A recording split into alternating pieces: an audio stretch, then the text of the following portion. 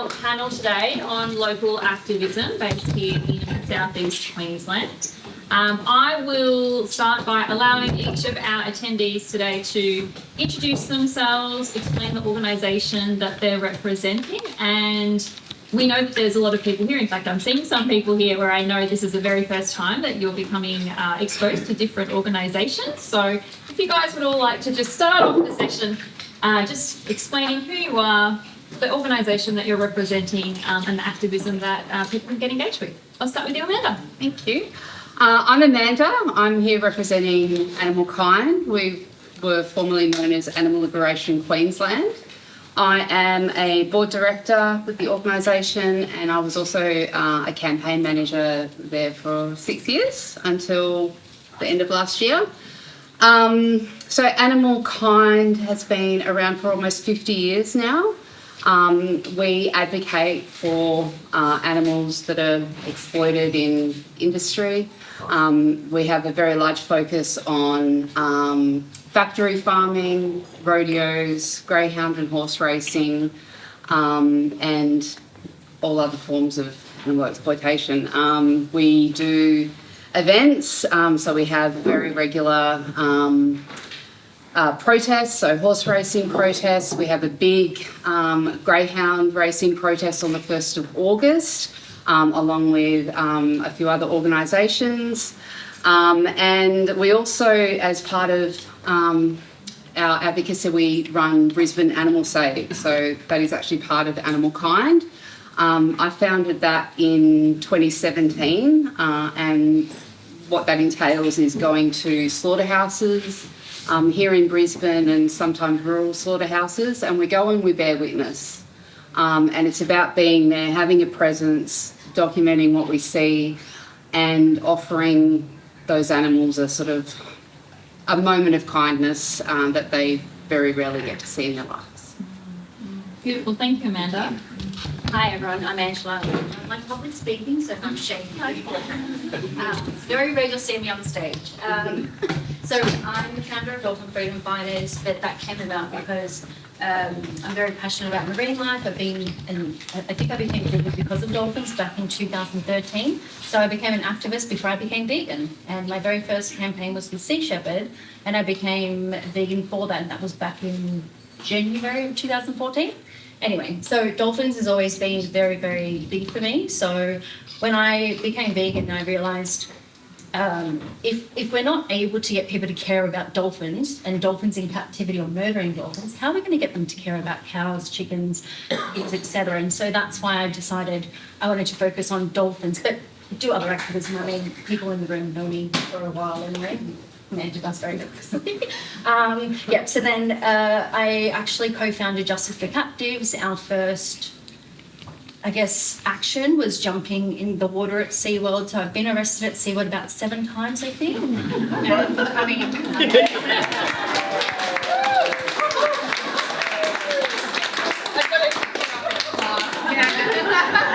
So I actually had about 6 different disguises, and they've got mugshots of every single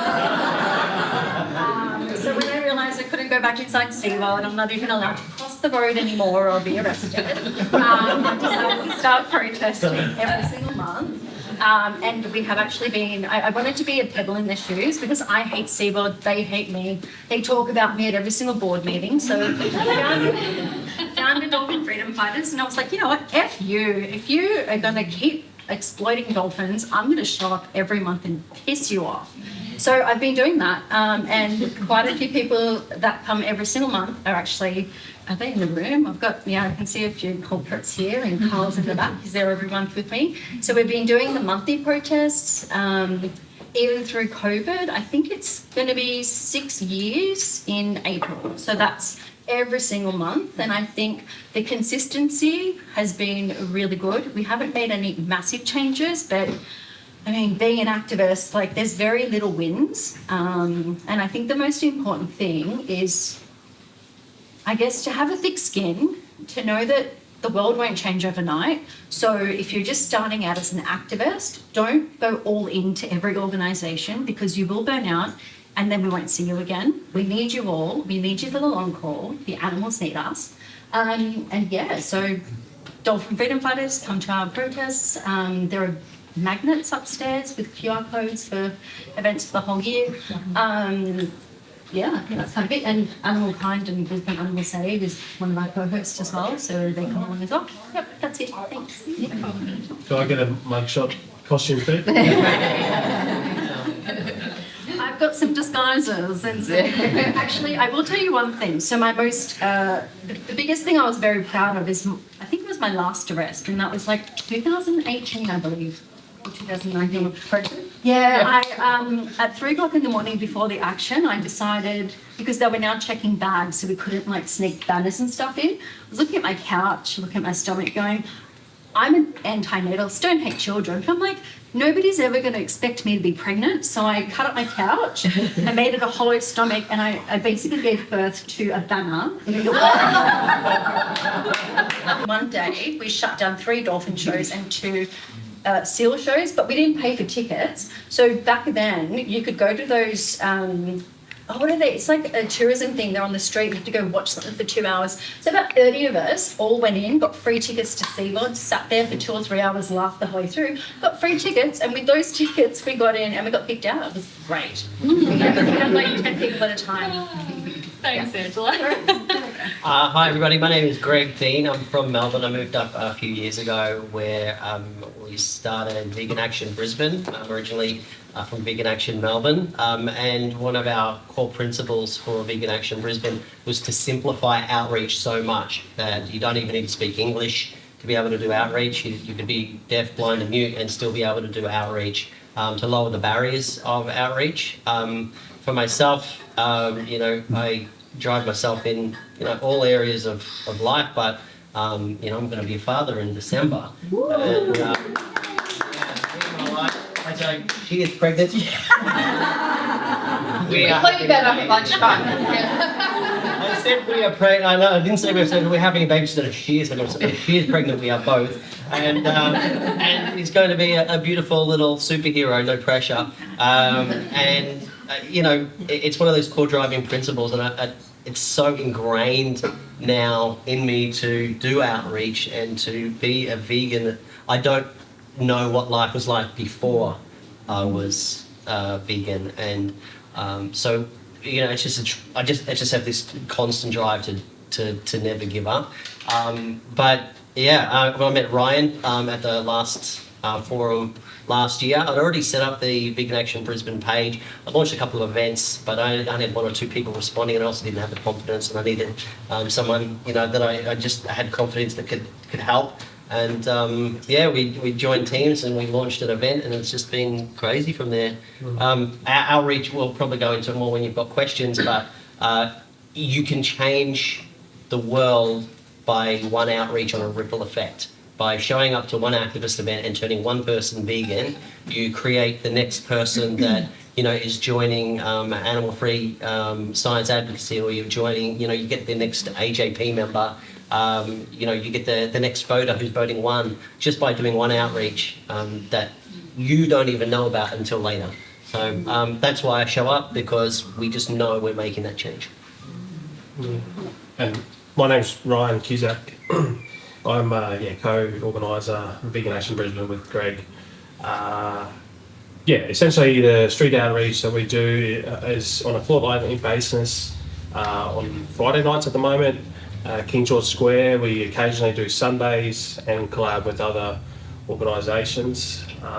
We started around September, and I'll leave it at that until the panel has more questions. No, beautiful.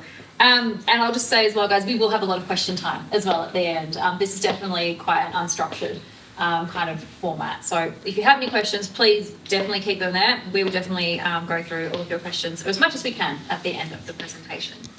For each of the forms of activism that you guys bring to the table, if you've got a brand new activist coming along to one of your events, what can they expect? So let's say they've found out about an event that you're hosting online. Let's say it's a Facebook event group, and they've said, yep, they're coming to attend. They know where to meet you. They know what time it is. I know quite a few activists that I've spoken with personally can feel a bit put off if they don't know exactly what they're going to expect. Like how graphic is footage that they might see, how hostile might be the people that they're speaking with be. They don't really know how much of that to expect, and not having that clarity can sometimes be a barrier to activism. So back to my original question, what can they expect if they were going to show up to one of your events? I would probably touch on vigils because I think that is probably one of the most. I find that's where people get quite scared or not very unsure because obviously these are happening at slaughterhouses. So it's quite different. We have vigils at both chicken slaughterhouses. We actually have a safety agreement with Ingham's. And then we have vigils at cow slaughterhouses. And the occasional, we'll travel out to Kingaroy and go to the pig slaughterhouse there. Chicken vigils, we actually have a safety agreement. So what that means is that through working with Ingham's over a number of years, we now have a situation where they'll actually have a security guard out the front for us. They will stop the trucks for us, and we have an agreement that we get a minute with every truck. The reason that we've been able to get that agreement is because the trucks do not stop. That slaughterhouse kills 200,000 chickens every day. So they don't have the opportunity to hold trucks back until we're gone. So the safety thing is really good at Ingham's. There is never an expectation for anyone to approach the truck. There's never an expectation that you film. You can stand back and watch if you like. You can go up, you can film. It's completely up to you. But it's very somber, it's very respectful, and it's very centred around the animals. At chicken slaughterhouses, you will often see birds that are either dead or they're on their backs and they're on the way. It can be quite graphic, but that's why we're there, because that happens on every truck, every day.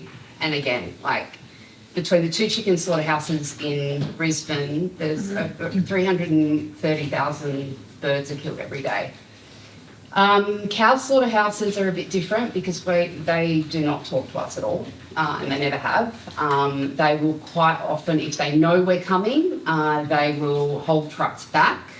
But what we've started doing is we'll have the vigils on a Sunday where they're not actually slaughtering, they're just bringing trucks in for the next day. And depending on where we are, so the Tees is probably, there's a big slaughterhouse in Beenleigh. Anyone that's been to a vigil there knows it's a very, very busy road, so we will often get abused. There'll sometimes be people stop, and we've had really good interactions. We've had people that have actually stopped and joined us and are now activists. But sometimes we have, ordinary interactions as well.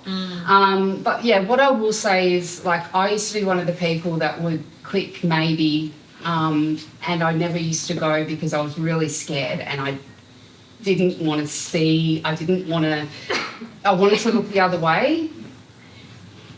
We can't keep looking the other way because this is what's actually happening, and I really do firmly feel that by going along and bearing witness, it makes you so much more aware, and you speak with so much more conviction when you are outreaching, because you can say, I've been there, I've seen it. Beautiful, thank you. For you, Angela?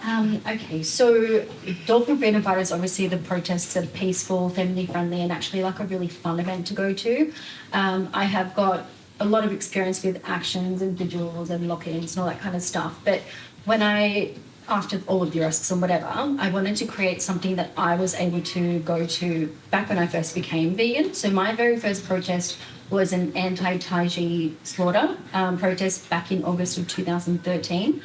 I made friends for life then, and those people, they were vegan and they didn't judge me at all. I was wearing leather shoes, I had no idea about vegetarian, I was anemic, and they were offering me vegan things. I was like, oh, save it for you because, I'm not vegetarian, blah, blah, blah. And I was like, I'd become vegetarian if, I could, but I'm anemic. And then as soon as I found out that I didn't need to eat animals in order to not be anemic, like I was vegetarian on the spot. So there was like a no-brainer, but it was very open and I guess welcoming and warm, so there was no judgment to me whatsoever. So I was like, oh, this is great. So then that's what kept me going back, and I think I wanted to create that for new activists with Dolphin Freedom Fighters. So I mean, you might get people screaming at you to get a job, but it's a weekend. So that's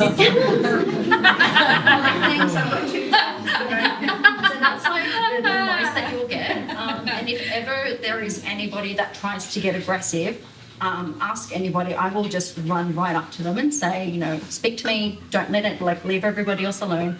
It's really good first event for activists to go to. And if you're an activist and you just don't want to see any more blood, because you get to that point, come and hang out with some friends.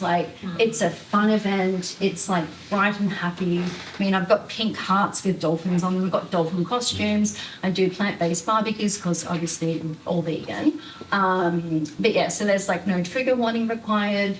Once a year we do a global Empty the Tanks protest, and I've been organising those in COPs as well for the last, I think, since 2014, so I don't know how many that is. But yeah, so that's a much larger protest, and we generally get World Animal Protection, who's a co-host. So I work with 7 organisations, and they all turn up for the Empty the Tanks protest. And I even have costumes that you can dress up in. So there is no pressure. You don't have to talk to anybody. You can wear a dolphin suit and put a head on you, so you don't even have to speak to anyone. It's a very inclusive environment, and I've worked really hard to make sure there's nothing toxic, no toxic people. If I notice somebody is a little bit toxic or ego-driven, they're gone very quickly. I just don't take that bullshit. It's not okay. So if you're, just wanting to come hang out with some friends, and just stick it to SeaWorld, come along. Yeah. Ryan and ourselves, we've talked about how much fun we have at Vegan Action Brisbane, and I'm sure everybody who attends will agree that it is a fun, adventurous event that can be challenging. Whenever we get somebody new, and we get new people all the time, what they can easily expect is friendliness, and one of the things that's been explained to me by some of the people who show up, they said it's a lack of loneliness because they felt isolated as vegans, whether they're living up, Mount Tambourine, and they've come down, once a month. They said, I didn't know anybody else before I came here that was vegan, and you're all just so nice. Everybody just looks out for each other as well. We ask people to work at their own pace. So if you just want to hold a TV, then hold a TV. If you want to hold a sign, you hold the sign. They're very well aware at the start that there's going to be footage on the TV screen. But what we explain to them is because they're holding the TVs, they don't need to look at the TVs. What they can look at is the reactions on the faces of the people that come up. And then just to rely on the outreaches. And so we ask people just to learn. We ask people to, the more experienced outreaches to bring people to the TVs so that those people holding the TVs can hear, listen and learn, and until they get comfortable enough to start talking to people themselves. Some people pick it up straight away. Some people just want to have a small conversation. And a huge takeaway from outreach activism is you can be the most skilled activist. You can have the most polished script in your head, and you will still get, yeah, but Jesus though, or but me though, or something, but though. And you can be the most inexperienced, fumbling, stuttering, fumble your way through the whole outreach, not know what to say, and you'll have someone crying in front of going, you're right. And they will switch. So sometimes it's not about you, it's about what's on the TV. It's about them personally and catching them at the right moment and just helping them over the edge. And so we just ask people to attend, and we need more people in attendance. It's as simple as that. So to your question, you're saying what can they expect? Before we run each session, we do a briefing. just a quick verbal briefing that where I show you where the nearest bathroom, toilets are, water, where you could probably take time out if you do get pissed off, because sometimes I do that too. You know, where the boundaries are and where we position up, because you know, with council restrictions and things like that, we can't just be in any particular spot. And so essentially we hold TVs, right? We show this footage.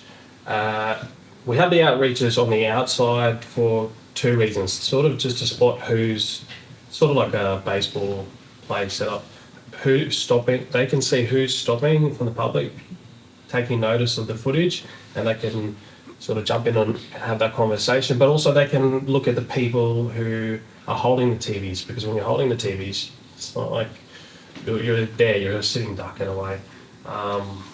So it's about us keeping an eye out for you. And us as organisers, my number one priority is that the activists that come are safe and that you are, you know, protected.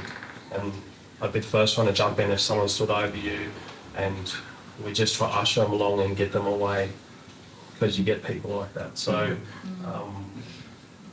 this, like Amanda said, this is confrontational stuff. It's the reality of activism. You're going at people who are agitated at what we're doing. So as organisers, I'm sure we all feel that responsibility that you're all safe and you're all welcome, and your questions can come to us at any time. One thing I just quickly add to it though, on top of that, is that we encourage people to perceive their activism as something that should give them energy as opposed to something that should take their energy. We were having a conversation the other night about, when people come up, they want to argue because they hate us. And I'm like, no, they love us and they're seeking our validation. and they want our respect, and we're not giving them our respect. And that's why they want to argue with this. And they're like, sorry, I don't approve of you. And that's the way it is. And people just don't like it. So they do seek the approval and attention of vegans and animal rights activists. It's just base fact. And we can look at it like, oh, they hate us. But if you go into it with the perception of, no, actually they love us and they want our respect, it just keeps your energy there the whole 3 hours. And if they're not coming up to your level, we just teach people to walk away. It's like, sorry, just not worth my time, and see you later. And you watch all the reactions on videos, they're like, but I'm like, see you. And people, they walk away and come up to me and say, I walked away from that guy before, he's giving me too much. And I said, fantastic, how do you feel? And, they feel good. As long as they feel good, they want to come back the next week, and they feel safe, then, hopefully they will. Beautiful. Thanks, guys. And I think you all kind of touched on it in the answers you've already provided about, how do we ensure that the activists that do come along to your demonstrations, how do we ensure, their safety as much as possible? Obviously, we can't control the behaviours or the actions of other people that may be there, but what can we, be doing ourselves? A segue to that is, how do we make sure that the events that you guys host are inclusive to all people as well? I know one of the big issues in multiple activist groups around the world is sometimes the coordinators or activists that attend events, they're definitely there for the animals, but I've met vegans that do that are racist. I've met those that are misogynistic or transphobic or ableist and aren't willing to listen to how that's actually a barrier to people wanting to participate in the activism for the animals. So I guess within each of your organisations, how do you address that? Not just the safety component, but just that inclusivity, so that we do have more activists feeling safe to attend your demonstrations. This is something I take extremely seriously and have done for a number of years. And it came about through, I did a thing through Australian Progress, and it was about how we make our movements more inclusive and accessible for all people. And there are some small things that we do, such as we always acknowledge country. The Animal Kind has a social media policy that applies to all of our volunteers, be it anyone that comes to any of our events. And I have actually removed people in the past that have been posting transphobic, racist stuff online, and I do that unapologetically. I have copped some criticism through, over the years for that, but it's something, I just think that we need to be continuously looking at how we make our movement more inclusive and accessible. And it's not about excluding people, it's about excluding positions that I think don't make our movement safer for everybody. So, but I'm always open to, I'd love to hear what everyone else says, because I think we always need to get better at that. I think we're so twins on that one. So many things. Yeah. With Dolphin Freedom Fighters, and just me as a human being, I'm an animal rights activist, human rights activist, environmental. I've chained myself to trees, to bulldozers, to buses in front of weapons. I mean, I can say free Palestine, hell yeah, I'm just saying.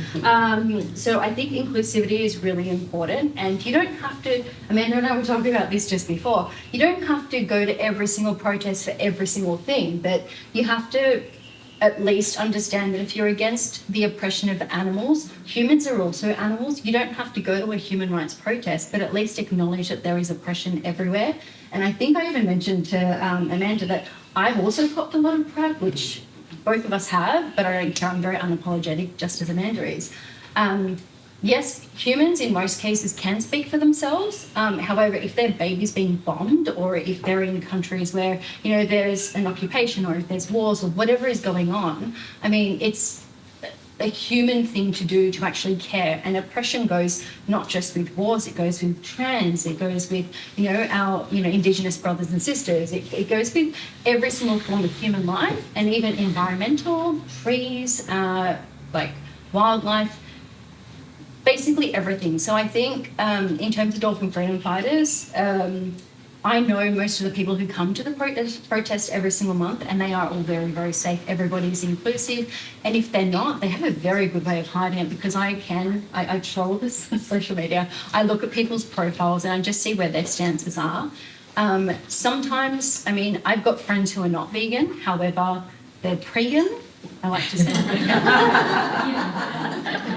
there's always room for improvement. I'm not perfect, and if I've ever said anything to offend anybody, I want to know, because I want to learn so I can keep improving.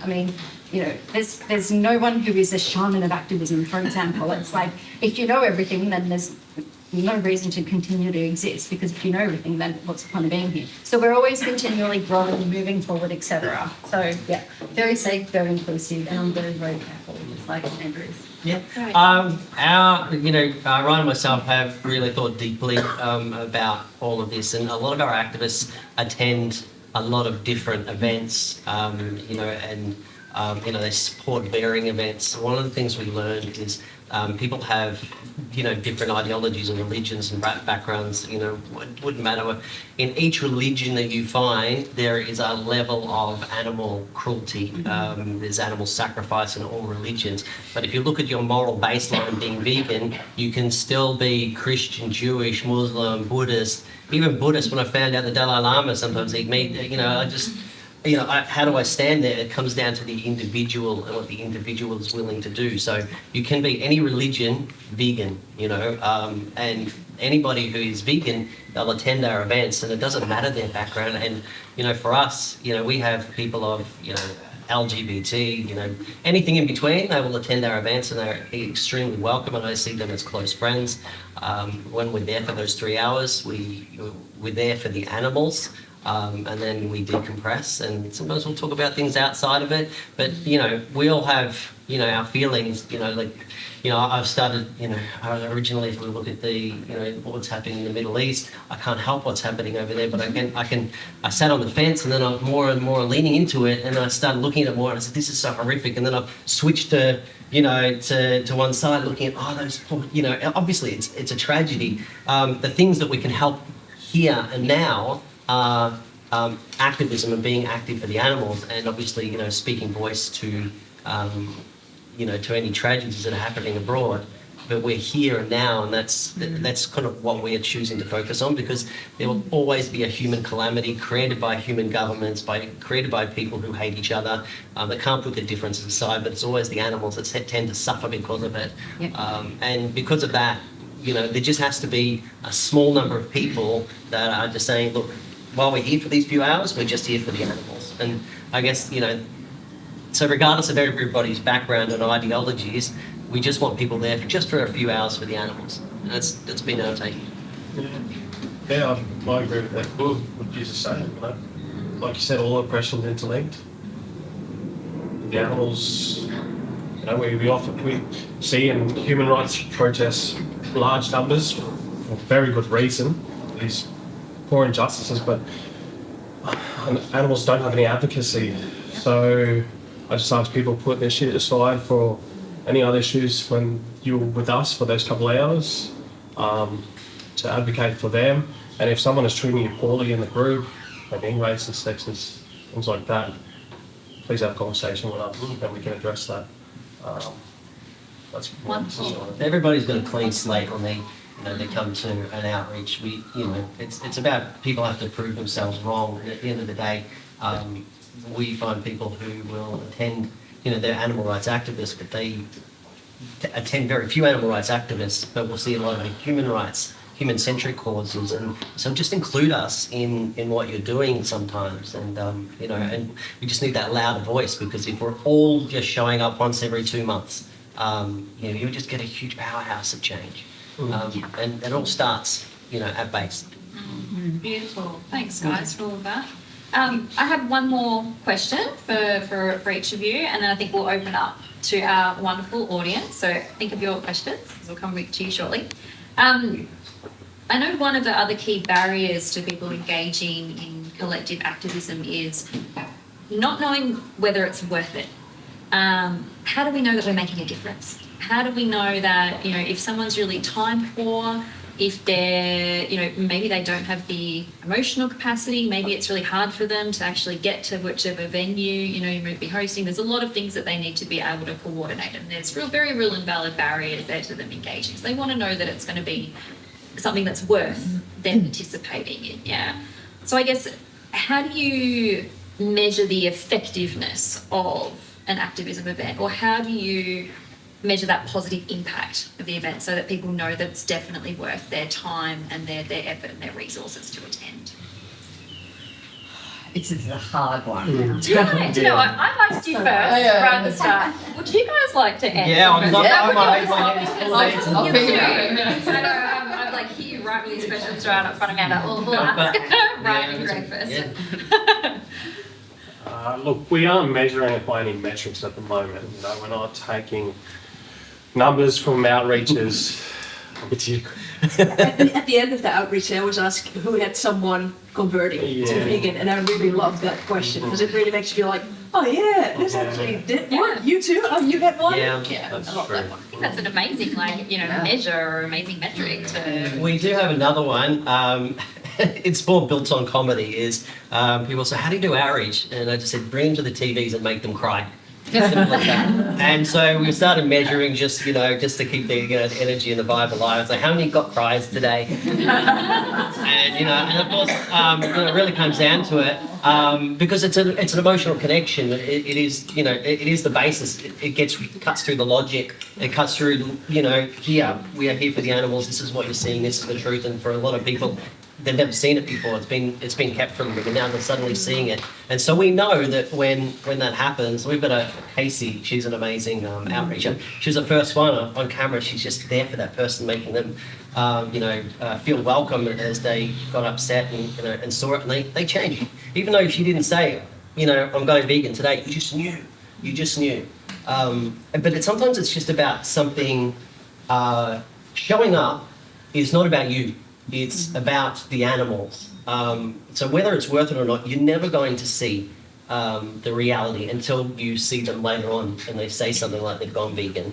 And as a quick example, I'll hand it back to Ryan, but in Vegan Action Melbourne, Terry, who started Vegan Action Melbourne, he's on video, and somebody was trolling and trying to argue every illogical point of, to continue eating meat. And Terry said something along the lines of, "Well, just leave him alone. He just wants to debate. He just wants to argue." And he turns to the guy and says, "Look, nobody can make you go vegan. Only your conscience can." And he walked away.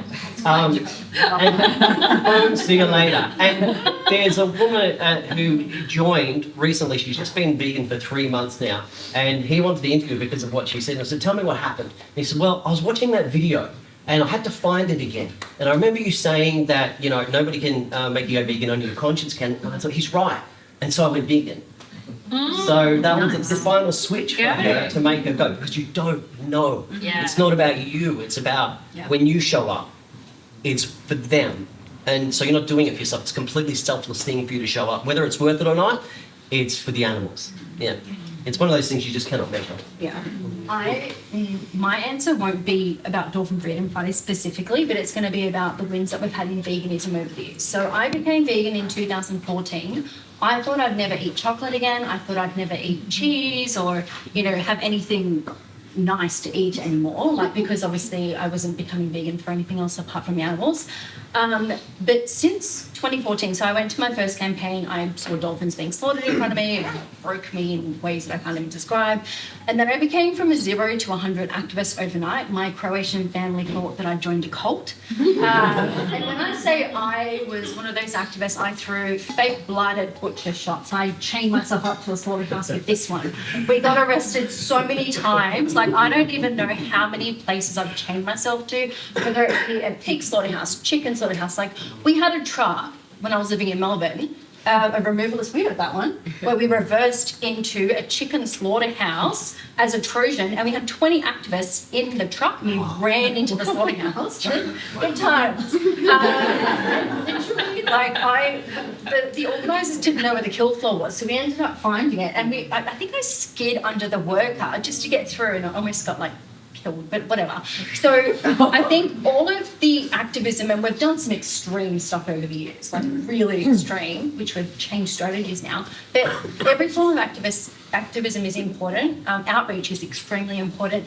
If you're doing social media for any kind of a grassroots organisation, petitions, all of the things are really important, because when I became a vegan in 2014, Coles and Woolies had nothing vegan, but with all of the media attention that we've had over the years and all of the crazy stuff that we've done, actually created a vegan market. So now you go to Coles and Woolies, you've got vegan cheeses, but not just one, you've got 6 different varieties, you've got 5 different types of tofu, you've got fries, vegan items, we've got so many vegan options now. So I think in terms of short-term gratification, no, but long-term, yes. And if you look at how far veganism has come globally, from 2014, we've done a lot of work.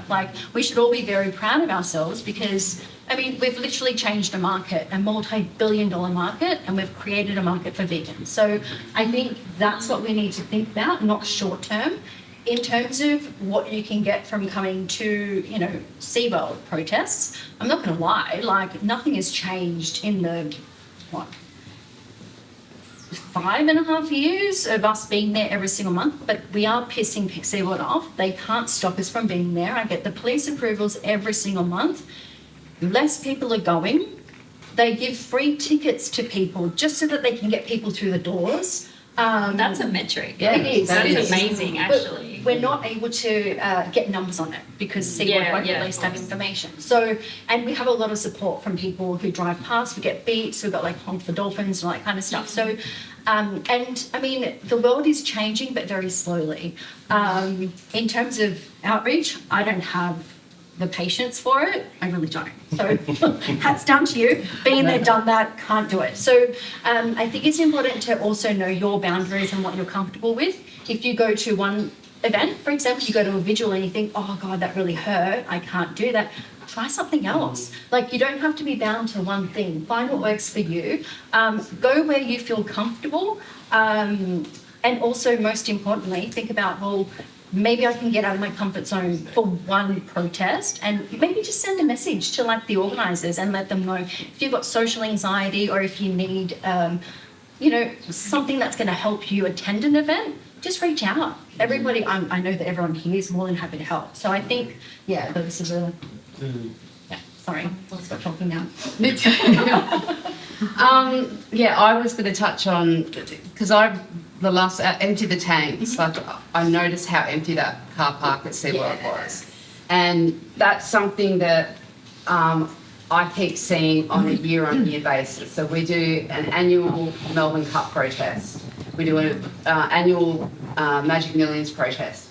And every year, I mean, I've been going to those for at least 10 years now, the attendance is dropping. You see it drop every single year. And yeah, that's, as you said, that is a metric that is, you know, you don't get the official numbers because since attendance at racing events dropped. And the bravado is dropping. Oh, the bravado is Many of the dropping. women, they will see you. And Yes, they'll look down, they'll, yeah. yeah. And even the young metrosexual guys are getting less. Yes. I think what gets them is when the protesters look better than they do. We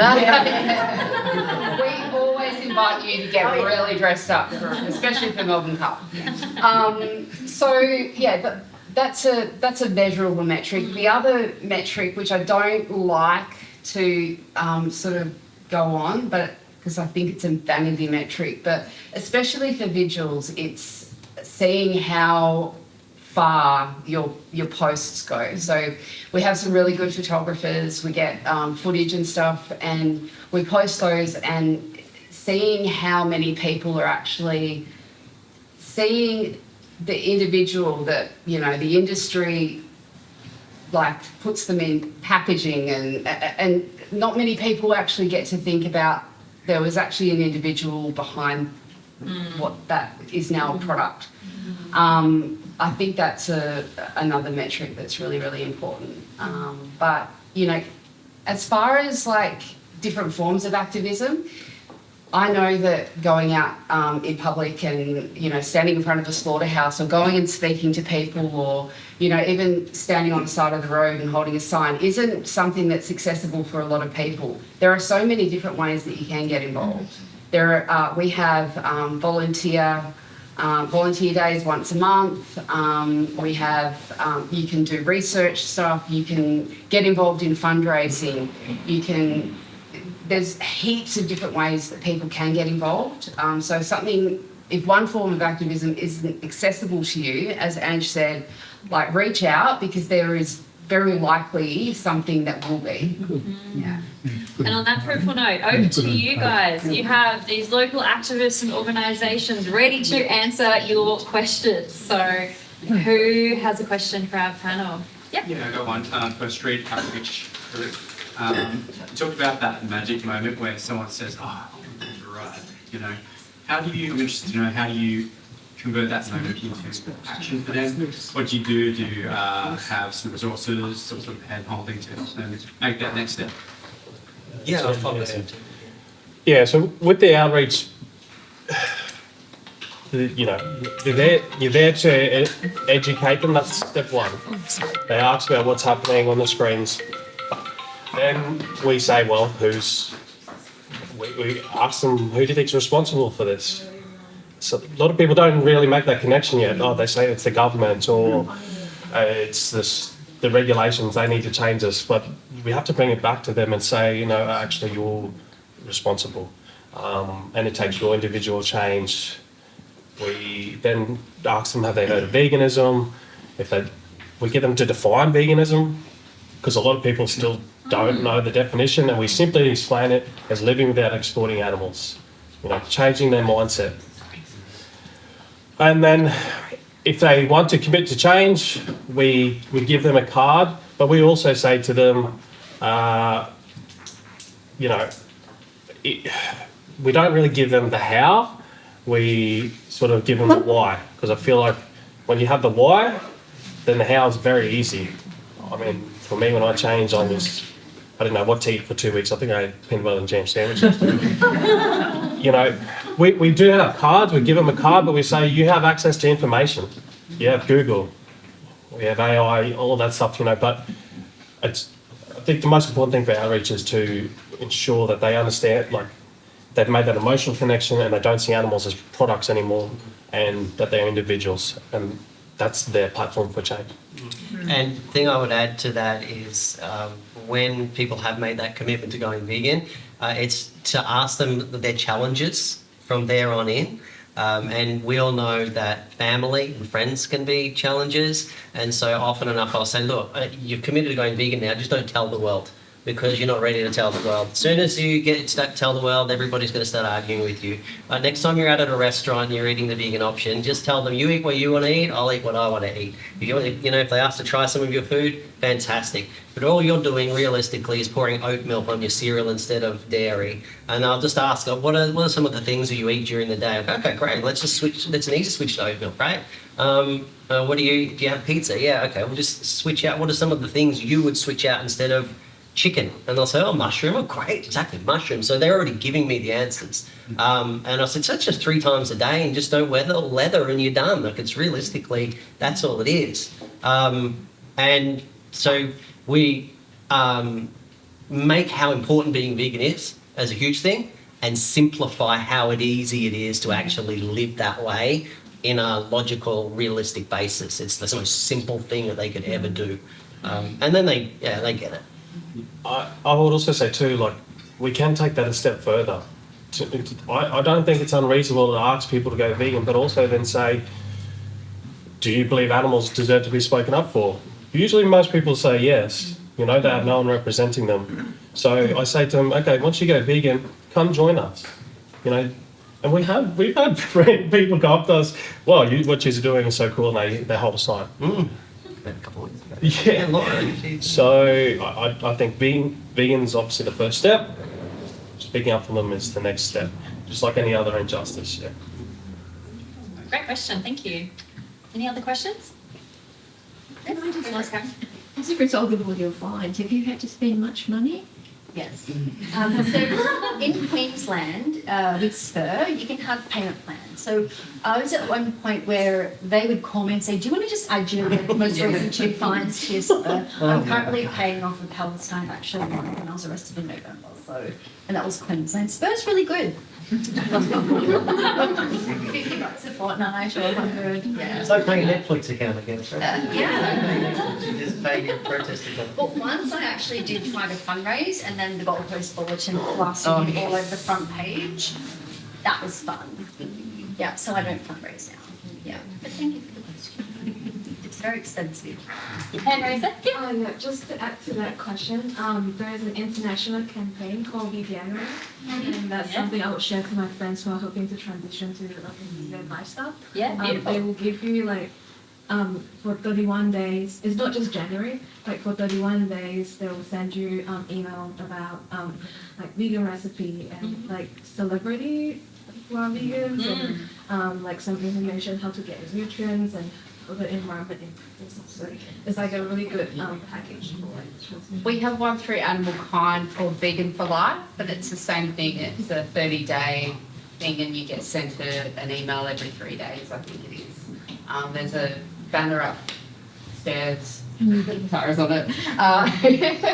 But yeah, that's we have booklets and stuff available, and so if anyone is doing any outreach or anything and wants access to some really good booklets, let us know because we give them to activists. I wanted to mention one thing as well because I'm into bodybuilding, so is Amanda. If anyone that you know of is vegan curious, but they're into bodybuilding and want to eat high protein meals, there are so many vegan bodybuilders they can follow. And there's so many vegan, seitan recipes that are so easy. I eat seitan every day. It's amazing. They just buy the wheat gluten. It's so easy to make. So if they say the protein thing, sometimes when it comes to training, you actually do need protein. Not as much as the world wants you to think you need, but there are amazing recipes and meal plans for bodybuilders and stuff as well.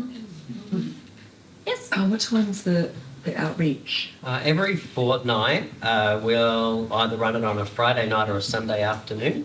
More often, recently, we've been running them on a Friday, but we're trying to get more into Sunday afternoons because we have been partnering with a last collaboration with We the Free Sunshine Coast, and we've got one coming up, a collaboration in a few weeks. So we try and cover it for everybody. So on Friday night from 6 to 9 or Sunday from 1 to 4, thereabouts, and 5. And we're in King George Square. King George Square, just in front of the bollards before the street. That's where we're allowed to set up without any hassle. And if just join there's a private Facebook group. Just join that and you can see the events. Yeah. And look, we have 5 minutes until our final presentation of the day will be upstairs. Does anyone else have one more question that they want to raise while we're in the panel? Not at the moment. I just want to share one word of Sure. recognition. Can I just ask anyone who has been a part of our group, they've come to an outreach or supported us, to please stand up or put your hand up, please. I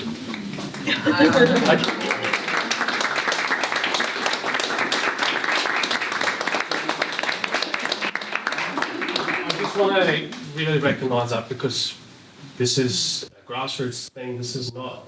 We're all volunteers, okay, and this all relies on everyone's participation. And I have a lot of respect for everyone who puts their way, you know, in the face of criticism, you're mocking, things like that. It takes really strong people, and that's what drives me. And that this is sort of thankless work. There's, like these guys said, there's no real metric, but what keeps me coming back is the animals and you guys, and you know, being collective. So thank you all so much. I really appreciate it. Let's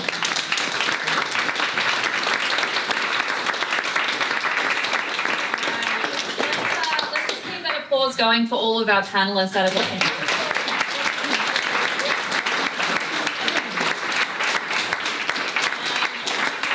I certainly hope that this has really inspired a lot of you to, you know, in whatever way works best for you. You have multiple different forms of activism, collective activism that you can come and be a part of. These guys have their own, you know, Facebook pages, their own socials, everything like that, that you can get in contact with to learn about their events. You can come and speak with them, obviously, too, with more questions. But I really hope that you took a lot out of this this session today.